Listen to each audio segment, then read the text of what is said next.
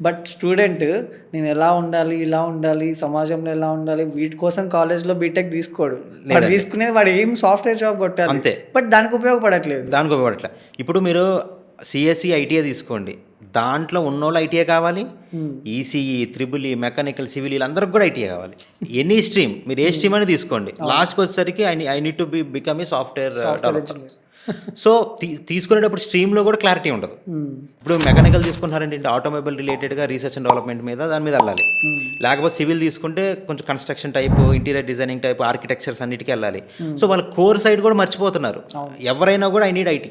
Even degree చేసిన వాళ్ళు కూడా ఇప్పుడు ఐటీ. ఎగ్జాక్ట్లీ. దానివల్లే ఐటీ అనేది కాంపిటీషన్ పెరుగుతుంది, ఆ ప్రెషర్ పెరుగుతుంది.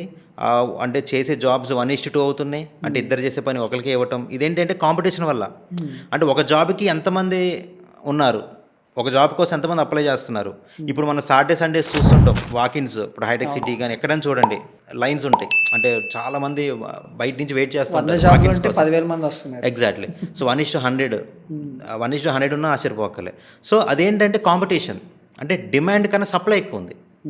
డిమాండ్ దానికన్నా సప్లై ఎక్కువ ఉండేసరికి కాంపిటీషన్ పెరుగుతుంది.